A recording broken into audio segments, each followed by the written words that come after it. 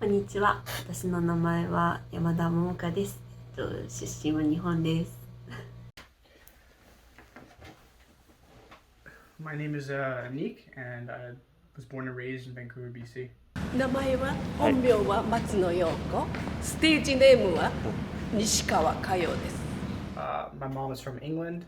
I was born and raised there. She's a Punjabi descent, and my dad was born in India. He came when he was young, about 3 to 4 years old. Born and raised in Vancouver, BC, throughout my life. Are you first generation, second generation? I would be actually technically considered first generation. At first, I like the weather, especially the summer is completely different from Japan, and also I like the people. Compared to Japanese, the most people in Canada is Vancouver is more flexible and more kind and friendly. So where are your parents from then? So my mom is of Punjabi descent, but she was born and raised in England, Birmingham, England to be exact. There's a large Indian Punjabi community out there. And my dad actually grew up in India, and he actually moved here when he was about 3 to 4 years old, and then he came here for kindergarten and did all his schooling throughout in Canada. So yeah. I love how it's really diverse. You know, I've gone to other places in the States and I don't feel that sense of diversity there as I do here. You know, I grew up in East Van and I was experiencing, I sort of saw a lot of cultures and was exposed to that, and I'm grateful for that too. I grew up not being able to speak Punjabi, and a lot of my cousins or family members or people I just, would meet, they would kind of look at me differently because I didn't know how to speak the language. Even though I was immersed within the culture, like I went to weddings, I knew what ceremonies meant, I could understand it, but when you can't speak it, it's hard to really be entrenched within a community like that. And it's like a big barrier. And just recently I took a course at UBC, Punjabi class, trying to learn it more, but it's super hard. I think it's something you have to learn when you're a kid, just learning how to speak it. So I'm not fully comfortable with that yet.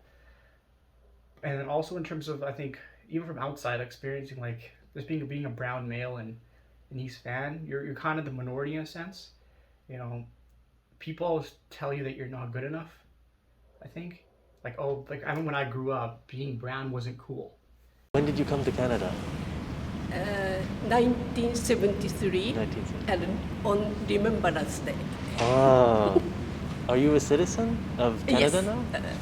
Right now, I just Canadian. Okay. I lose the Japanese citizen. Oh, okay. Do you feel you are more Canadian now or Japanese still? Some idea Canadian, but some idea Japanese still. What do you think is a little bit more?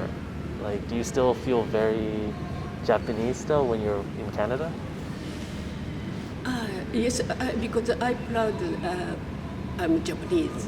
But some Japanese style I hate that. So some ways I like Canadian style. So I'm okay. But some people when they're old, they back to Japan. But not me.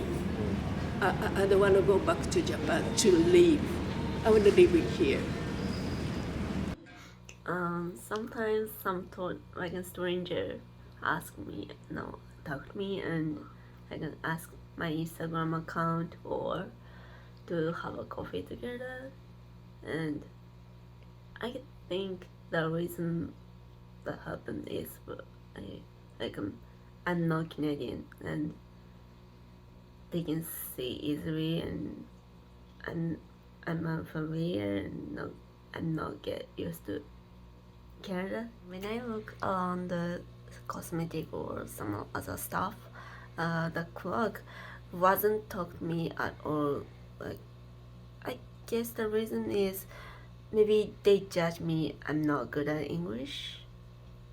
I came to Canada, especially Vancouver, because I've heard of the information that the Canada, there are so many immigrants in Canada, and there's some less discrimination than other countries. So yes, that's the reason. Quite a bit of racism throughout school. It wasn't cool to be brown. I would always try to hide that part of my culture when I was at school to minimize it because I didn't want people to, make fun of me. Like, for example, I would be eating curries at school and I would tell my mom, I don't want to eat that because people are going to make fun of me because of the way it smells, or they're going to make assumptions about how it tastes. And I think now it's changing to a certain degree. This was 13 to 15 years ago, so it's quite a long time. I think now when I'm seeing my cousins go to school, it's becoming way more accepted.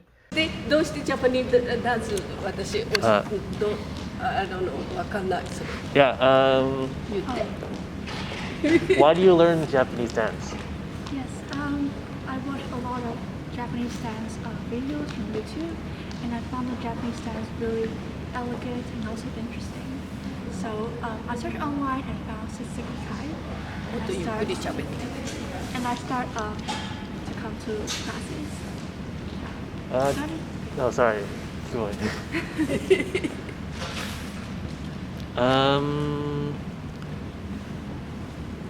What is Satsuki Kai to you? Sasaki Kai is a really important place to me. It is a place where I can do things that I love and also supported by sensei and other classmates. My name is Aaron. Yeah, it's just, my mom, when I was born, she gave me that middle name, so that Anglo middle name, just because it's easier to pronounce compared to Aneek. And throughout my life, with new people that I'm meeting, I'm starting to use Aaron more. But then for some reason at elementary, I never used it. So all of my school friends know me as Aneek, but then all my friends in university know me as Aaron. I just think it's an easier name just to say. I don't have to repeat myself 3 to 4 times, and they don't have to get that pronunciation right. Sometimes they don't know how to pronounce my name, so yeah, I think it's really interesting to have that middle name, Aaron. But yeah, another interesting thing about the name Aaron, the why I sort of choose to put that on my resume compared to Aneek is, I went to school for sociology. We've read a lot of reports, especially workplace reports, on how people who had more anglicized names got more callbacks compared to those who had more ethnic names. And to some degree, I definitely see that. I put Aneek on my resume before, and I would rarely get callbacks from these certain jobs, but now I'm seeing that I'm getting more replies for my CV when I just put Aaron's, the Aaron as my first name.